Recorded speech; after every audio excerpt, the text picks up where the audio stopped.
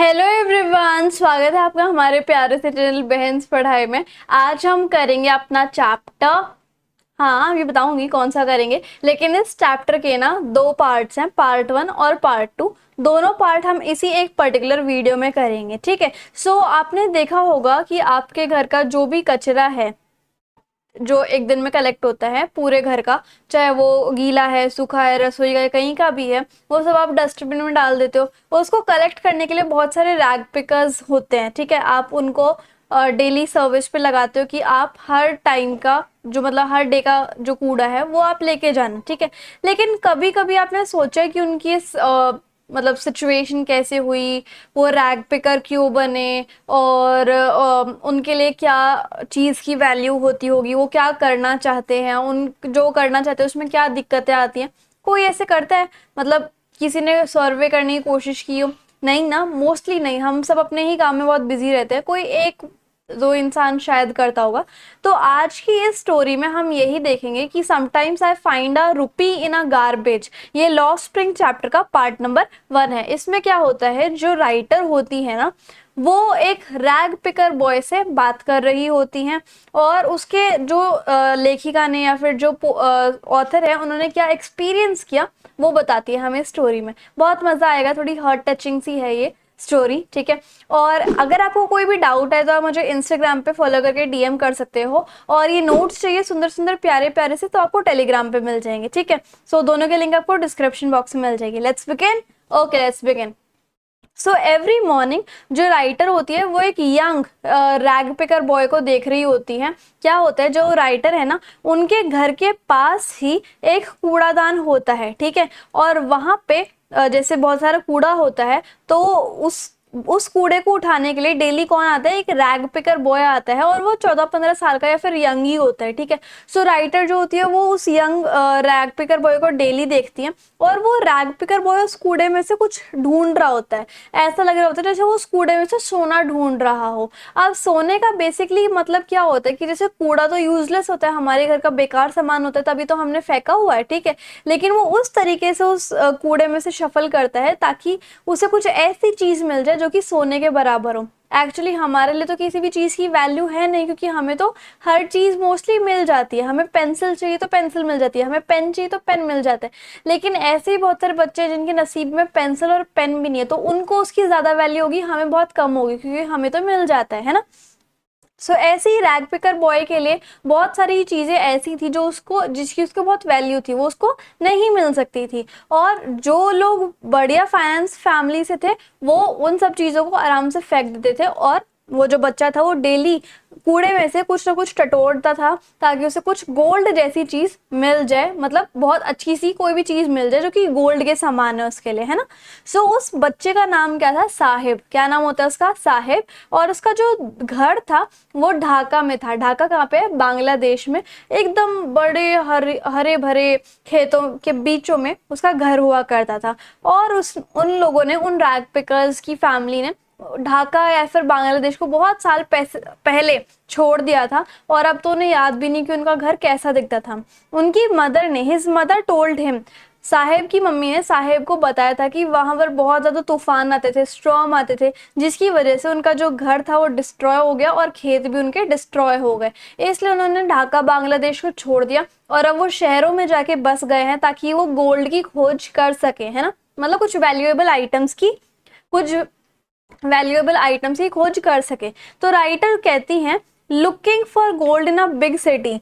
वो कहती हैं कि ये जो रैग पिकर्स हैं वो इतने बड़े शहर में गोल्ड की लिए देखते रहते हैं, कहीं से उन्हें गोल्ड मिल जाए। गोल्ड मतलब कोई प्रीशियस चीज जो कि उनको ढाका या फिर बांग्लादेश में नहीं मिलती थी, जैसे कि जूते हो गए, पैसे हो गए, बैग्स हो गए, बच्चों के लिए बड़ों के लिए खाना हो गया, कपड़े हो गए, शेल्टर हो गया, है ना। तो इस वजह से वो कूड़े में से कुछ कुछ ऐसी चीजों को ढूंढने लग जाते थे। अब हमारे लिए तो कपड़े जो है टाइम पे अवेलेबल होते हैं, हमें तो कोई दिक्कत नहीं आती, ठीक है। लेकिन उन बच्चों के लिए कपड़े ही, जैसे उनके कपड़े भी फटे होते हैं, उन बच्चों के लिए कोई सिंपल सी टी शर्ट भी एक गोल्ड की तरह काम करेगी, है ना। सो बॉय जो होता है वो सर्च करता रहता है कचरे में से कुछ प्रीशियस गोल्ड जैसी चीजों को। एक दिन राइटर ने साहिब को रोका और उससे क्वेश्चन किया कि तुम गार्बेज में से ऐसा क्या शफल करते रहते हो, है ना, गार्बेज में से क्या टटोलते रहते हो। साहिब रिप्लाई करता है कि मेरे पास तो कुछ है ही नहीं कूड़ा उठाने के अलावा। तो राइटर कहती है तुम स्कूल क्यों नहीं जाते? तो रियलाइज करती है कि मैं जो एडवाइस दे रही हूँ स्कूल जाने की तो इस पुअर बच्चे के लिए मीनिंगलेस है ना। वो कहता है कि मेरे एरिया में कोई स्कूल नहीं है, नहीं तो मैं जरूर जाता। तो वो कहते हैं कि अगर मेरे एरिया में स्कूल आएगा तो मैं पक्का जाऊंगा। तो राइटर उसको जोक करते हुए कहती है कि अगर मैं स्कूल खोलूंगी तो तुम अटेंड करोगे? तो कहता कि हाँ हाँ मैं बिल्कुल ज्वाइन करूंगा आपका स्कूल, है ना। लेकिन कुछ दिन बाद वो उनकी तरफ, राइटर की तरफ भागा भागा आया और वो पूछता आपका स्कूल रेडी हो गया, इस तरीके से। तो राइटर कहती है कि इन चीजों को बनने में ना बहुत टाइम लग जाता है। अब उसे खुद पे ही शर्म आ रही थी कि उसने ऐसे झूठे वादे क्यों किए, है ना। She said this as a joke, उसने तो बस जोक जोक में कहा था कि मैं एक स्कूल बनवाऊंगी, लेकिन वो एक स्कूल थोड़े ना ओपन करना चाहती थी, तो फिर भी उसे थोड़ी बहुत शर्म आ रही होती है। अब साहिब जो था उसको हर्ट फील नहीं होता, क्योंकि ऐसे झूठे झूठे वादे तो बहुत ज्यादा लोग करते ही थे उससे, है ना। सो उसने देखा कि ऐसे झूठे वादे तो इस खाली वर्ल्ड में बहुत लार्ज नंबर में अवेलेबल है, ठीक है।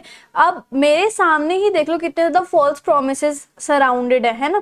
So his world was so empty, उसका जो पूरी दुनिया ही थी वो इतनी खाली थी कि कोई भी प्रॉमिस अगर साहिब से कर लेता था कि हम ये करेंगे तेरे लिए, हम वो करेंगे, तो फुलफिल नहीं हो पाता था।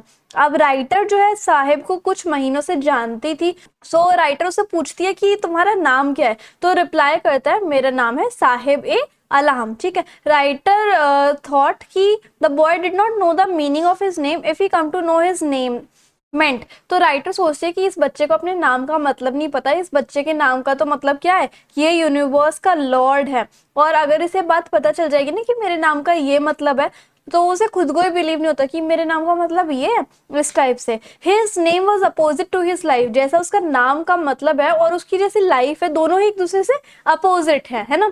सो क्या करता है, गलियों में जाता है अपने दोस्तों के साथ, ऐसा लगता है जैसे पूरी आर्मी जा रही है बच्चों की, लेकिन उनके पैर में कोई भी चप्पलें नहीं थी, है ना।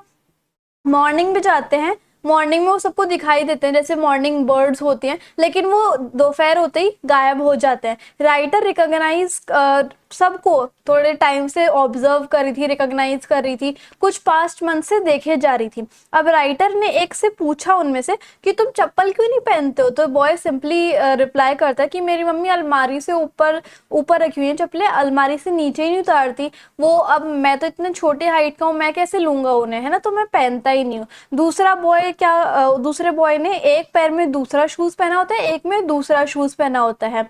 वो दूसरा बॉय कहता है कि अगर मेरी मम्मी मुझे पहनने के लिए चप्पलें दे भी देती है ना, तो मैं उन्हें फेंक देता हूँ। इसका ये मतलब है कि अगर जो लड़का है वो फुटवेयर नहीं पहन रहा, तो इसका ये मतलब है कि वो पहनना ही नहीं चाहता, है ना।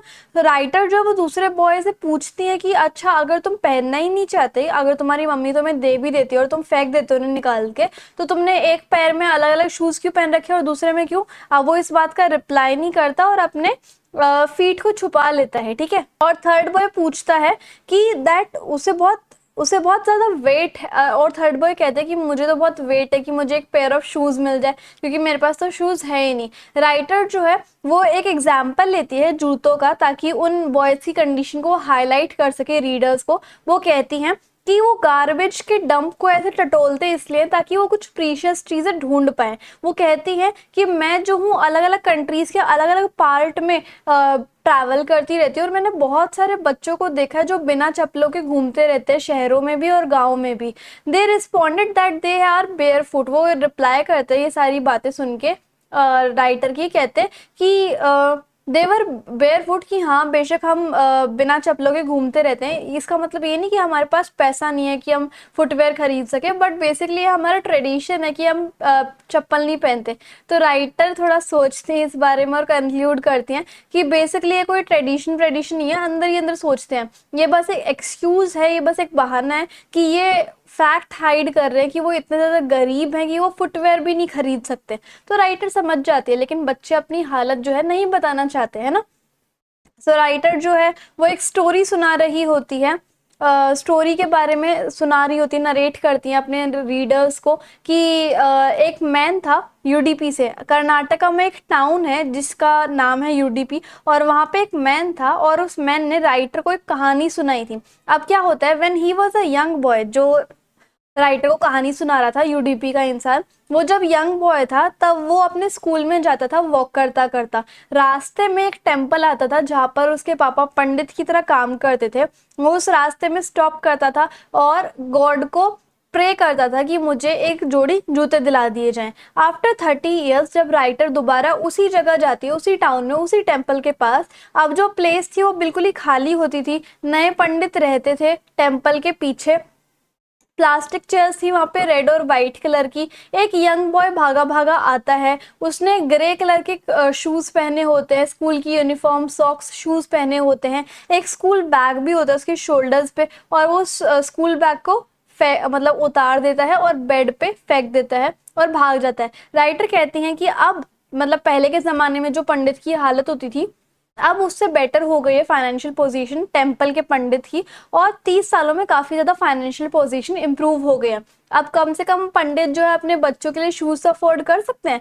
फिर उसे दोबारा दूसरे बच्चे की याद आ जाती है जिसको एक पेयर ऑफ शूज मिल जाते हैं। उसने बहुत ज्यादा प्रे की थी उस बच्चे ने कि मुझे शूज दिला दो, ठीक है, लेकिन अब उसको फाइनली मिल जाते हैं और वो बच्चा अब अपने फुटवेयर कभी भी खोने नहीं देगा। तो उसने इस कहानी से हमें ये समझ में आता है कि बेसिकली जो अंडर प्रिविलेज होते हैं, जिनको चीज़ें आसानी से नहीं मिल पाती, वो उस चीज़ की बहुत वैल्यू करेंगे क्योंकि बहुत टाइम से वो उस चीज़ को मांग रहे थे, ठीक है।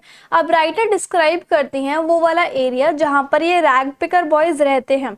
और वो एरिया कौन सा होता है? सीमापुरी, जो कि दिल्ली के बॉर्डर पर सिचुएटेड होता है, कंट्री की कैपिटल से बहुत अलग होता है। और 1971 में जब बांग्लादेश से ये रैग पिकर्स माइग्रेट होके दिल्ली में आए थे, सो जो सीमापुरी इलाका है वो बहुत वेस्ट लैंड जैसा है ना। आज भी सीमापुरी एक वेस्ट लैंड है और अब वो इतना एम्प्टी नहीं है। अब तो वहाँ पे 10,000 से भी ज़्यादा रैग पिकर्स रहते हैं। उन्होंने झुग्गी झोपड़ी बनाई होती है अपनी, जो कि मड, थोड़ी बहुत रूफ लगी होती है टिन और प्लास्टिक मटेरियल से, जिसको आप ट्रैपोलिन भी बोल सकते हो। कोई सीवर नहीं है वहाँ पे, कोई सीवेज सिस्टम, नालियाँ, ड्रेनेज वगैरह नहीं है। रनिंग वाटर फैसिलिटी भी नहीं है वहाँ पे सीमापुरी में। अनहाइजीनिक कंडीशन में वो लोग रह रहे होते हैं। वो वेस्टलैंड का एक पीस है बेसिकली। और वहां पर पूरे सिटी का जो कूड़ा का बड़ा है वहां पे वो स्टोर होता है, ठीक है।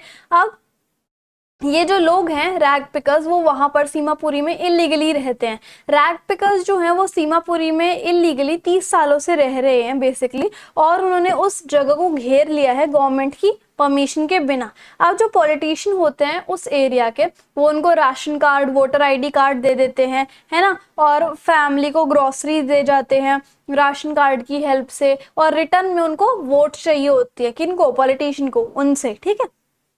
सो राइटर पूछती है एक ग्रुप ऑफ वुमेन से जिन्होंने फटी हुई साड़ियां पहनी हुई थी सीमापुरी में जाके बेसिकली, कि आपने अपना घर क्यों छोड़ा जब आप ढाका में रहते थे। तो कहती है कि अगर ढाका में ऐसी सिचुएशन होती कि हम हमारी भूख मिटा सकते, हम आराम से रात को सो पाते, हम आराम से रह लेते, तो हम जो है अपने ढाका में ही रह लेते, ना कि यहाँ पर सीमापुरी में रहते। यहाँ पर तो हमें मतलब ढाका में तो हमें भरपेट खाना भी नहीं मिलता था, लेकिन अब सीमापुरी में आके एटलीस्ट हम अपना पेट तो भर सकते हैं।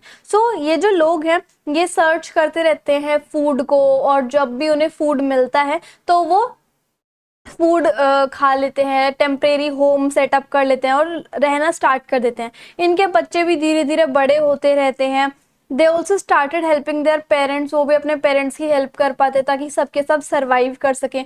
जो सीमापुरी में रहते हैं उनके लिए सर्वाइवल का मतलब यही होता है कि उन्हें रैग पिकिंग करनी है, मतलब कूड़ा उठाना है। अब क्योंकि वो इतने सालों से इस काम को कर रहे हैं तो वो बहुत ट्रेंड हो जाते हैं और वो अच्छे से करते हैं।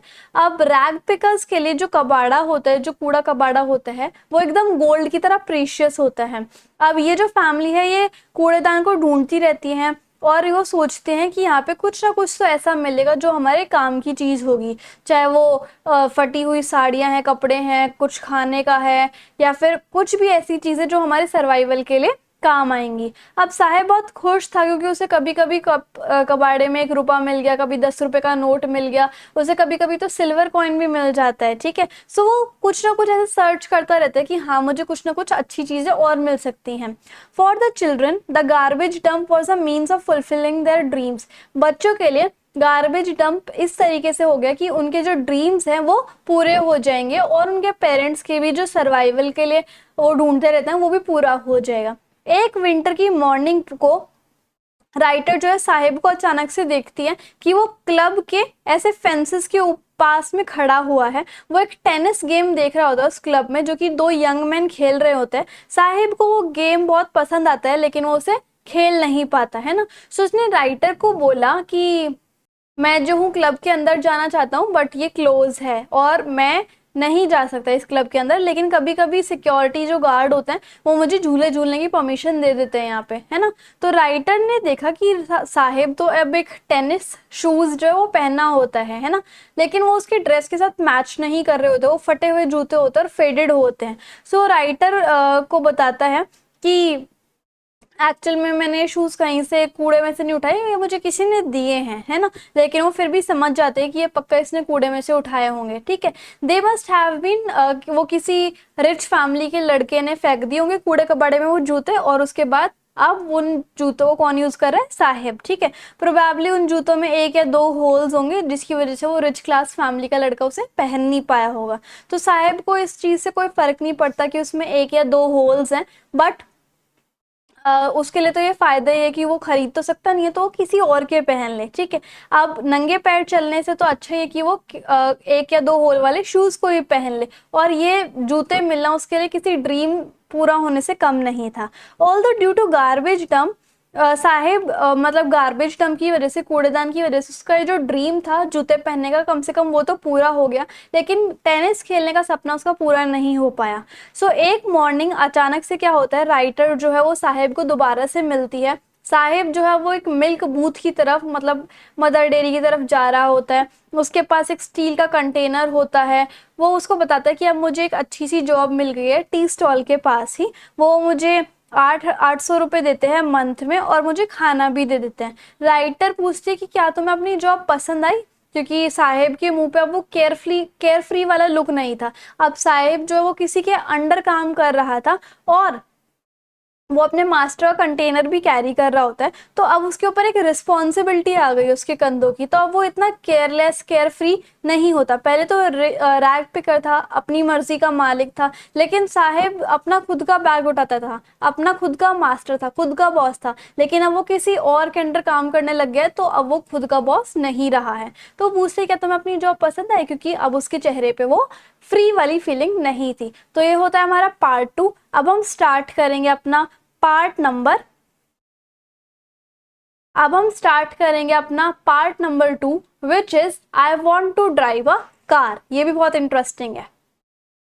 अब इस पार्ट 2 में क्या होता है, जो राइटर होती है वो एक लड़के से मिलती हैं, मुकेश से, जिसका ड्रीम होता है कि वो मोटर मैकेनिक बने। अब बॉय इतना तो कॉन्फिडेंट होता है और वो कहता है कि मैं तो कार चलानी सीखूंगा पहले, और उसका ये जो सपना था वो रियलिटी से बहुत दूर था। क्यों?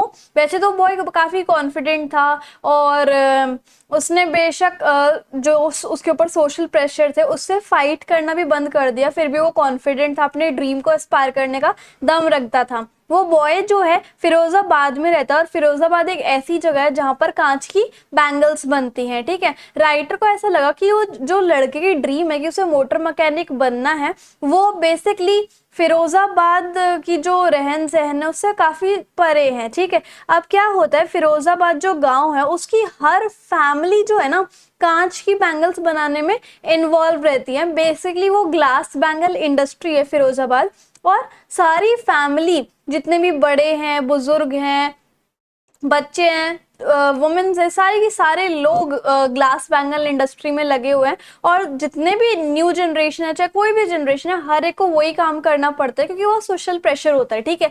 लेकिन उनमें से मुकेश ऐसा बच्चा होता है जो कहता है कि मैं कार का मोटर मैकेनिक बनूंगा, ठीक है।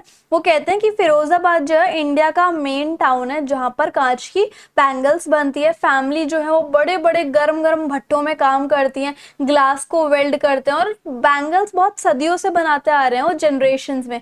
इतनी बैंगल्स बना ली उन्होंने, जैसे तो ऐसा लगता है कि पूरे ग्लोब की या फिर पूरे अर्थ की महिलाओं के लिए बैंगल्स उन्होंने ही बनाई है, ठीक है। मुकेश की फैमिली भी इस इंडस्ट्री में लगे होते हैं, उनको कानून के बारे में नहीं पता होता बेसिकली। एक्चुअल में हमारे इंडिया में एक ऐसा कानून है जो कहता है कि जो बच्चे हैं उनको किसी ऐसे काम के पास मत लेके जाओ जहाँ पर कुछ भट्टे का काम हो, या फिर बेसिकली अब तो ऐसे रूल्स आ गए कि 14 साल से नीचे का बच्चा कोई काम नहीं कर सकता। तो उन लोगों को, जो फिरोजाबाद के लोग हैं, उनको ऐसे ऐसे रूल्स के बारे में, लॉ के बारे में नहीं पता कि बच्चों को ग्लास फर्नेस के पास या फिर ग्लास के भट्टों के पास काम करना इलीगल है, लेकिन फिर भी वो बच्चों से काम कराते हैं। अब वो जो वर्क प्लेस है जहाँ पर वो सारे फैमिलीज बैठकर काम करते हैं, वो इतने गर्म हैं, इतने डार्क कलर के बंद कमरे होते हैं, वहाँ पे कोई वेंटिलेशन नहीं होती। राइटर जो है वो कहती है कि अगर ये लॉ जो है वो सरकार यहाँ पर आके देखे कि लॉ ये इम्प्लीमेंट हो रहा है या नहीं, तो बहुत हजारों बच्चों को यहाँ से रेस्क्यू कर लेंगी, ठीक है, क्योंकि उन बच्चों को फोर्स किया जाता है कि वो डे टाइम में काम करें, है ना, और बेसिकली उनकी आई साइट, आंखों की दृष्टि भी चली जाती है ऐसे माहौल में काम करके। तो सरकार को इन्हें रेस्क्यू करना चाहिए, ठीक है, क्योंकि ये इलीगल है कि बच्चों को ग्लास फर्नेस के पास बैठ के काम करना होता है। मुकेश जो है वो हैप्पी होता है और वो राइटर को अपने घर लेके जाता है। उन्हें मुकेश को प्राउड होता है ये बताते वक्त कि उसका जो घर है वो रेनोवेट हो रहा है। वो बहुत सारी गलियों में से जाते हैं, गलियों में बहुत सारा कूड़ा कबाड़ा पड़ा हुआ था, उस कूड़े में से बहुत अजीब सी स्मेल आ रही थी। जो स्ट्रीट थी उसमें काफी सारी झुग्गी झोपड़ियां थी जो बहुत अजीब सी थी, ठीक है। कई कई घरों की तो दीवारें भी गिरने वाली थी, डोर्स भी अच्छे से नहीं लगे हुए थे, कोई विंडो नहीं थी, और बहुत सारी फैमिलीज एक ही घर में रहते थे और लोग जो है जानवरों के साथ रहते थे, ठीक है। ऐसा लगता था जैसे हमने हिस्ट्री में नहीं देखा कि लोग अपने जानवरों के साथ रहते थे, वैसे ही वहाँ का हिसाब किताब था। मुकेश जो है एक दरवाजा आते ही रुक गया और उसने उस दरवाजे को पैर से तेज से मारा और उसको ओपन कर लिया। अब वो घर था जहाँ पर मुकेश जो है वो रहता था। एक झोपड़ी सी थी वो, एक जगह फायरवुड स्टोव लगा हुआ था जहाँ पर जो मतलब मरी हुई घास से बना हुआ था वो स्टोव। एक बर्तन था उस चूल्हे के ऊपर, आप लगा सकते हो, या फिर स्टोव के ऊपर, जिसके अंदर पालक के पत्ते उबल रहे थे, है ना, और प्लेट्स थी जिसके ऊपर जो सब्जियां हैं वो कट के रखी हुई थी। देयर वर थिन, एक जवान सी वुमेन थी, बहुत पतली सी थी, वो फैमिली के हर एक मेंबर के लिए खाना बना रही होती है, कुकिंग कर रही होती है। उनकी जो आंखें होती हैं उनके अंदर धुआं जा रखा होता है जो स्टोव से निकल रहा होता है, लेकिन जैसे ही वो राइटर को देखती है तो स्माइल करती हैं और बहुत खुश सी हो जाती हैं, है ना। एक्चुअल में वो मुकेश के बड़े भाई की बीवी होती है ना। वैसे तो मुकेश से ज्यादा छोटी नहीं है, मतलब वैसे तो मुकेश से ज्यादा बड़ी नहीं है, लेकिन वो एक बहुत रिस्पॉन्सिबल पर्सन है। मतलब जैसे बहू होती है वो रिस्पॉन्सिबल पर्सन तो होती है, तो वो भी रिस्पॉन्सिबल पर्सन होती है, और वो इतनी ज्यादा कैपेबल है कि उन्हें फैमिली में एज अ बहू के तौर पे बहुत ज्यादा रिस्पेक्ट मिले, ठीक है। अब वो 3 मेन का ध्यान रख रही होती हैं, अपने हस्बैंड का, मतलब जो मुकेश के बड़े भाई हैं, और मुकेश का, और मुकेश और उनके बड़े भाई के पापा का, ठीक है। अच्छा, जैसे मुकेश के पापा आ जाते हैं घर के अंदर तो उनकी जो बहू है, मतलब मुकेश के बड़े भाई की जो बहू होती हैं, वो दीवार के पीछे फटाफट से झुक जाती हैं और अपना मुंह घूंघट से ढक लेती हैं। एक्चुअल में उनके वहां पर बहू का ये ट्रेडिशन होता है कि उन्हें अपना फेस जो है वो ढकना होता है किसी भी बुजुर्ग के प्रेजेंस में, ठीक है। अब the elder here was a poor bangle maker. जो मुकेश के पापा होते हैं वो एक गरीब इंसान होते हैं, बैंगल मेकर होते हैं। उन्होंने अपनी पूरी लाइफ बहुत ज्यादा हार्डवर्क किया होता है, ठीक है। पहले एज अ टेलर, उसके बाद फिर वो बैंगल मेकर बन गए, लेकिन वो अभी भी ऐसे इस हालत में नहीं हुए कि वो अपने घर को रेनोवेट करा सके या फिर अपने बच्चों को स्कूल्स में भेज सके, लेकिन फिर भी वो सिर्फ इतने लायक हैं कि अपने बच्चों को वो बैंगल बनाना सिखा सके। अब मुकेश की जो दादी है, यानी कि मुकेश के पापा की मम्मी, तो जो मुकेश की दादी होती हैं, वो ये कहती हैं कि हमारी फैमिली की तो डेस्टिनेशन ही ये है, किस्मत ही ये है कि हमें जो है बैंगल्स बनानी होती हैं। ऐसे ही मेरे हस्बैंड है, यानी कि मुकेश के दादाजी जो हैं वो ब्लाइंड हो गए थे, अंधे हो गए थे, कांच की बैंगल्स को घिसते घिसते पॉलिश करते करते, और अब उनकी फैमिली को ये आर्ट आ गई है बैंगल बनाने की, और ऐसा लगता है कि गॉड ने हमें इसी आर्ट के साथ भेजा है और हमें ये ट्रेडिशन जो है वो हमेशा कैरी ऑन करना पड़ेगा। वो इस कास्ट में पैदा हुए हैं कि उनको ये प्रोफेशन फॉलो करना ही करना पड़ता है, और उन्होंने पूरी लाइफ ये बैंगल्स बनाने में ही बिता दी होती हैं। सारी जगह, चाहे घर का पीछे का देख लो, आगे का देख लो, अगले घर में देख लो, गार्डन में देख लो, हर गली में, पूरे टाउन में आपको सिर्फ बैंगल्स के गुच्छे ही दिखेंगे। कोई गोल्ड, कोई ग्रीन, कोई ब्लू, कोई पिंक, कोई पर्पल, है ना। सारी कलर की बैंगल्स होती हैं, ऐसा लग रहा है जैसे इंद्रधनुष है। तो राइटर कहती हैं कि हर जगह आपको यही देखने को मिलेगा, है ना। और इवन सेल्स के लिए भी कुछ लोग रेडी वगैरह लगाते हैं फिरोजाबाद की। तो राइटर डिस्क्राइब करते हैं इन्वायरमेंट की, कैसा माहौल होता है बैंगल मेकर्स का। स्मॉल डार्क हट्स होती हैं, ठीक है। अब जो बच्चे होते हैं वो एक एक लाइन में बैठे होते हैं ऑयल लैंप्स के आगे। वहां पर फ्लेम्स होती हैं, मतलब आग लगी होती है उन लैम्प्स के अंदर, ठीक है। और साथ में पेरेंट्स भी ज्वाइन कर लेते हैं, और ग्लास जो है उसको सर्कल में बना देते हैं, ज्वाइन करते हैं पीसेस को, ठीक है। सो क्योंकि उन्होंने इतने अंधेरे कमरे में बैठ के काम करना होता है, तो उनकी आंखें जो है किसी ब्राइट सनशाइन को अडेप्ट नहीं कर पाती, क्योंकि वो अंधेरे में ही काम करते हैं। सो इसलिए जब तक वो जो छोटे छोटे बच्चे होते हैं, जब तक उनकी प्यूबर्टी आती है, फिर अडल्टहुड का टाइम आता है, तब तक तो वो अपनी आंखें ही खो देते हैं, आई साइट खो देते हैं, है ना। अब एक यंग लड़की है जिसका नाम क्या होता है, सविता। उसने फेडेड पिंक कलर की ड्रेस पहनी होती है। वो एक बूढ़ी सी औरत के साथ बैठी होती है, दोनों की दोनों ग्लास के पीसेस को ज्वाइन कर रही होती है ताकि बैंगल्स बन जाए। हर हैंड्स, उनके हैंड्स इस तरीके से मूव कर रहे होते हैं जैसे कि मशीन हो, ठीक है, जैसे मशीन के टोंग्स हो, इस तरीके से, ठीक है। तो इस तरीके से वो काम कर रहे होते हैं। राइटर ये सोचती है कि सविता को ये बात पता होगी कि बैंगल्स कितनी पवित्र होती हैं। वो बेसिकली एक वुमेन के लिए काफ़ी ज़्यादा पवित्र होती हैं। वो सोचती है कि सविता को ये बैंगल्स की इंपॉर्टेंस तब समझ में आएगी जब वो एक ब्राइड बनेगी। जिस दिन वो ब्राइड बनेगी तब वो अपना हेड जो है वो रेड कलर के घूंघट से ढकेगी, और उसके हाथ जो हैं वो मेहंदी से होंगे, और रेड कलर की बैंगल्स अपनी वेस्ट पे पहनेगी, रिस्ट पे पहनेगी वो। और जो एल्डरली वुमेन सविता के पास में बैठी हुई थी, वो तो पहले, बहुत पहले की ब्राइड बन चुकी है ना। She was still wearing the glass bangles. वो अभी भी ग्लास बैंगल्स को पहनी होती है, जो एल्डरली वुमेन होती है, लेकिन अब उन्होंने अपनी आईसाइट खो दी होती है। वो कंप्लेंट करती है, वो बूढ़ी औरत, कि मुझे तो एक सेर खाना भी नहीं मिलता है। एक सेर जो है वो एक मेजरिंग क्वांटिटी होती है। वो वुमेन कहती है कि हम तो इतने गरीब है कि हमें तो भरपेट खाना भी नहीं है खाने के लिए। So this is a benefit that she received. लेकिन एक बेनिफिट है जिसकी, जो उन्हें बैंगल मेकिंग प्रोफेशन से मिला। सो बेसिकली ये है तो दुर्भाग्य कि उन्हें खाने के लिए नहीं मिलता, लेकिन वो कहते हैं यही एक बेनिफिट है जो कि मुझे मिला है इस बैंगल मेकिंग इंडस्ट्री से।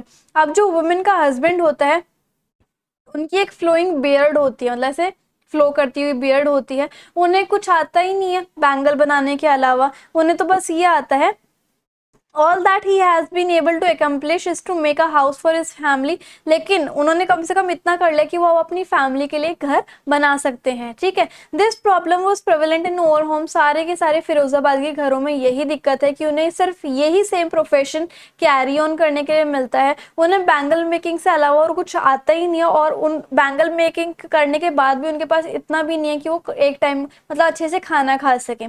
जो यंग मैन होते हैं वो इस प्रोफेशन में भी घुस जाते हैं, वो भी सेम कंप्लेंट करते हैं कि हमारे लिए तो खाना खाने के लिए है ही नहीं।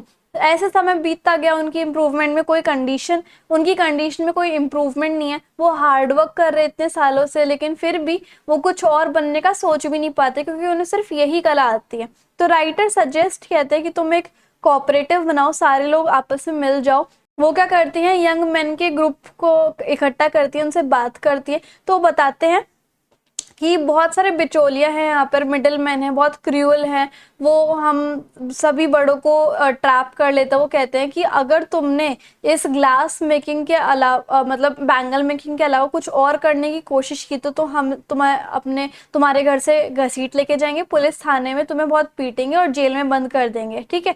सो ऐसा लग रहा है कि मतलब ये इतना अनलॉफुल काम है, इलीगल काम है, लोगों को डराया जा रहा है और लोगों को बोला जा रहा है कि तुम्हें सिर्फ बैंगल्स बनानी है, ठीक है। सो राइटर कहते हैं दे हैड नो लीडर। और वो कहती है कि इनके ऊपर कोई लीडर नहीं है और वो कुछ और चीज़ें नहीं कर सकती, वो इतने कर सकते, वो इतने ज़्यादा टायर्ड हो गए हैं, सारे मेन टायर्ड हो चुके हैं, सारे फादर्स टायर्ड हो चुके हैं। मेन कंप्लेंट कहते हैं ये तो कंटिन्यूस प्रोसेस है, हमारे दादा ने भी किया, हम भी कर रहे हैं, हमारे बेटे बेटी भी कर रहे हैं, है ना। सो पुअर कंडीशन की वजह से बहुत सारी प्रॉब्लम्स जो है आ गई हैं, और अब वो लोग भी लालची हो गए कि हमें तो यही करना है, और इससे इनजस्टिस आती है, ठीक है।